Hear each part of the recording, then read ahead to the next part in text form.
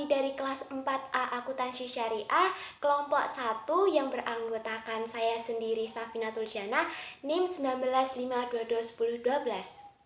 Perkenalkan, nama saya Feria Tirsa Opriana, NIM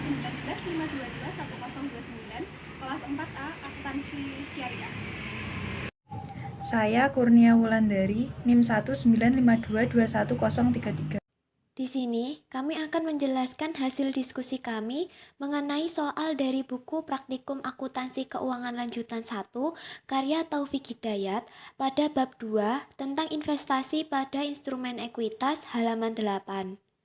Yang pertama-tama akan disampaikan oleh saya sendiri, Safinatul Jannah, NIM 1952210212. Pada tanggal 5 Januari 2017, PT Pratama Investorindo memiliki investasi dengan kepemilikan 40% atas saham Investe dengan biaya perolehan investasi adalah sebesar Rp500 juta dan ekuitas Investe saat itu terdiri dari saham biasa dan saldo laba yang masing-masing nilainya Rp1 miliar dan Rp300 juta.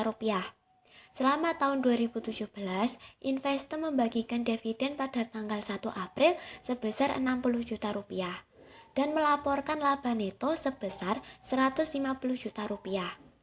Nilai tercatat aset dan liabilitas teridentifikasi pada umumnya sama dengan nilai wajarnya, kecuali untuk aset dan liabilitas berikut ini pada tabel perbandingan nilai tercatat dan nilai wajar. Persediaan diperkirakan akan terjual seluruhnya pada tahun 2017. Mesin masih memiliki sisa masa manfaat 4 tahun. Utang bank akan dibayar setiap tahun yang sama selama 4 tahun ke depan.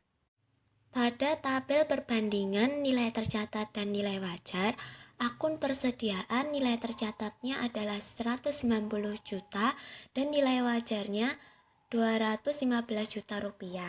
Untuk tanah, nilai tercatatnya adalah Rp840 juta dan nilai wajarnya Rp930 juta. Untuk mesin neto, nilai tercatatnya adalah Rp350 juta dan nilai wajarnya Rp295 juta karena adanya penyusutan, dan utang bank nilai tercatatnya adalah Rp400 juta dan nilai wajarnya Rp440 juta. Kemudian perhitungan goodwill. Pada biaya perolehan kita mendapatkan sebesar Rp500 juta. Lalu nilai tercatat bersih ekuitas kita totalnya Rp1.300 juta yang kita dapati dari saham biasa dan saldo laba. Selanjutnya selisih. Selisih ini kita dapati dari selisih antara nilai tercatat dengan nilai wajar. Persediaan selisihnya adalah Rp25 juta, tanah selisihnya Rp90 juta, mesin neto selisihnya Rp55 juta, dan utang bank selisihnya Rp40 juta. Karena utang bank adalah utang, maka utang bank ini kita minuskan jadi minus Rp40 juta. Jadi total selisihnya adalah Rp20 juta. Nilai tercatat bersih ekuitas Rp1.300 juta, selisihnya adalah Rp20 juta, maka kita jumlahkan jadi hasilnya Rp1.320 juta. Untuk mengetahui goodwill-nya, maka kita perlu mengalihkan persentase kepemilikan, yaitu 40% ini dengan jumlah, yaitu jumlahnya Rp1.320 juta, maka nanti hasilnya ketemu Rp528 juta. Nah, dari Rp528 juta ini kita selisihkan dengan biaya perolehan, yaitu Rp500 juta, maka goodwill-nya adalah Rp28 juta. Selanjutnya, kita akan menghitung selisih antara biaya perolehan dengan proporsi nilai ekuitas dan nilai wajar aset neto. Jadi, di sini ada selisih antara biaya perolehan dengan nilai tercatat ekuitas.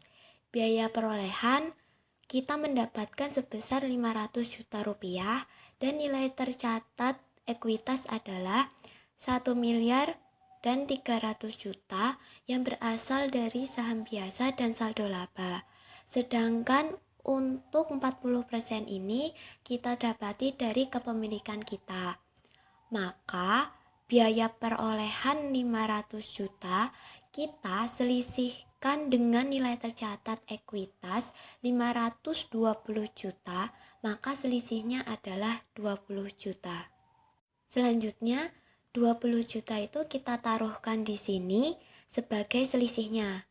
Kemudian pada proporsi selisih ini persediaan mendapatkan nilai proporsinya 10 juta yang berasal dari total selisih persediaan 25 juta dikalikan dengan 40% atas prosentase kepemilikan.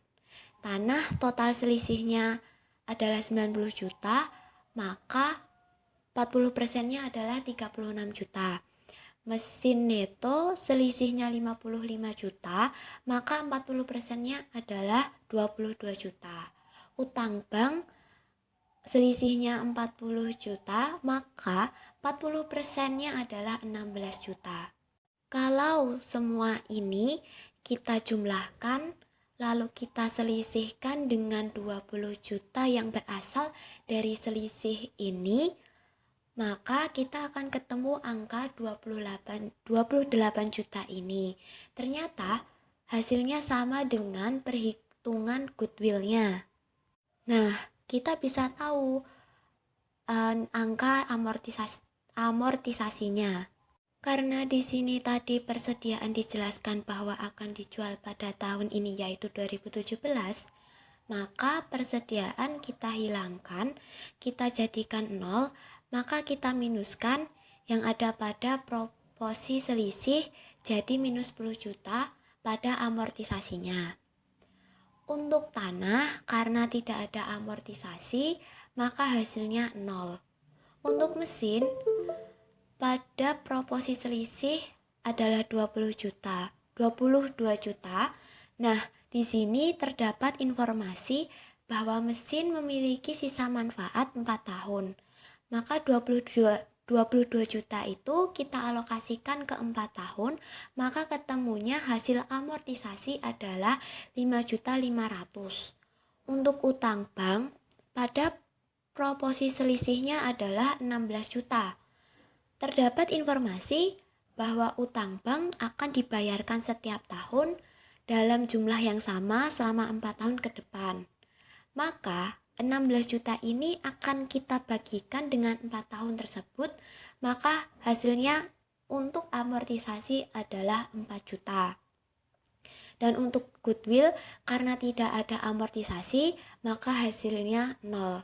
Selanjutnya kita jumlah semua amortisasinya dan hasilnya adalah minus 500.000. Untuk angka amortisasi dengan proporsi selisih akan selalu saling berlawanan. Kalau di proporsi selisih hasilnya plus, maka di amortisasi hasilnya minus. Begitu juga dengan sebaliknya. Kalau di proporsi hasilnya minus, maka di amortisasi hasilnya plus. Kemudian jumlah dari total selisih ini merupakan pembagian dari jumlah total proporsi selisih dan juga jumlah total amortisasi. Baik, nama saya Berlian Tirsa Oktiana, NIM 1952211029, akan menjelaskan mengenai jurnal terkait investasi selama tahun 2017. Yang pertama adalah untuk mencatat pengakuan investasi awal, yakni jurnalnya investasi pada entitas asosiasi di sebelah debit dan kas di sebelah kredit. Nilai 500 juta ini didapatkan dari biaya perolehan investasi, yakni sebesar 500 juta. Yang jurnal yang kedua adalah untuk mencatat pengakuan piutang atas pembagian dividen. Jurnal dicatat pada tanggal 1 April 2017, yakni piutang dividen di sebelah debit dan investasi pada entitas asosiasi di sebelah kredit. Total keduanya adalah 24 juta. Jadi 24 juta di sini diperoleh dari 60 juta dikali 40%. 40% di sini dari mana? Ini dari kepemilikan saham atas PT Pratama Investorindo. Jadi 24 juta di sini diperoleh dari 40% dikali pembagian dividen ini sebesar 60 juta, sama dengan 24 juta. Yang ketiga adalah untuk mencatat pengakuan bagian laba atas entitas asosiasi. Dicatat pada tanggal 31 Desember 2017. Yang pertama, yang didebit adalah investasi pada entitas asosiasi dan dikredit adalah bagian laba atas entitas asosiasi. Dua-duanya sebesar 60 juta. Ini diperoleh dari 40% kepemilikan saham atas PT Pratama Investorindo dikali laba bersih yang dilaporkan oleh investi, yakni sebesar 150 juta. Jadi 40% dikali 150 juta sama dengan 60 juta. Diletakkan di debit maupun di kredit. Jurnal yang keempat, yakni untuk mencatat amortisasi atas alokasi terhadap persediaan. Dicatat pada tanggal 31 Desember 2017. Yang pertama adalah bagian laba atas entitas asosiasi diletakkan di bagian debit, dan investasi pada entitas asosiasi diletakkan di kredit, dan nilainya itu sebesar 10 juta. Dan 10 juta ini merujuk pada tabel amortisasi pada soal yang pertama. Di sini dijelaskan bahwasanya amortisasi persediaan itu minus 10 juta. Karena minus 10 juta, maka jurnal akan dicatat sebagai bagian laba entitas asosiasi di sebelah debit dan investasi pada entitas asosiasi di sebelah kredit. Mungkin bisa saya ulangi bahwasanya apabila nilai amortisasi minus, maka jurnalnya adalah bagian laba atas entitas asosiasi di sebelah debit dan investasi pada entitas asosiasi di sebelah kredit. Untuk jurnal yang kelima, yaitu untuk mencatat amortisasi atas alokasi terhadap mesin. Dicatat pada tanggal 31 Desember 2017. Seperti kebalikan yang amortisasi terhadap persediaan tadi, kan jurnalnya yang pertama di sebelah debit bagian laba entitas asosiasi. Itu karena amortisasinya di minus. Apabila amortisasinya plus, sama seperti amortisasi terhadap mesin ini, maka jurnalnya bukan bagian laba entitas asosiasi di debit, melainkan investasi pada entitas asosiasi di sebelah debit. Lalu dapat 5.500.000 ini dari mana? Ini dari tabel soal nomor A lagi. Dijelaskan bahwasanya amortisasi utang bank, amortisasi mesin itu sebesar 5.500.000. Lalu akan dicatat di sebelah debit 5.500.000 dan di sebelah kredit 5.500.000. Selanjutnya yakni mencatat amortisasi atas alokasi terhadap utang bank. Pada tanggal 31 Desember 2017, jurnalnya yaitu untuk jurnalnya yakni Yang pertama adalah investasi pada entitas asosiasi di sebelah debit dan bagian laba atas entitas asosiasi di sebelah kredit. Sama seperti amortisasi yang sebelumnya, yakni amortisasi mesin. Kan di tabel soal nomor A itu mesin dan utang bank itu sama-sama bernilai positif. Jadi pada jurnal 31 Desember ini itu sama-sama dicatat investasi pada entitas asosiasi di sebelah debit dan bagian laba atas entitas asosiasi di sebelah kredit. Nilainya sama, yakni 4 juta, itu merujuk pada tabel soal nomor A. Mungkin sekian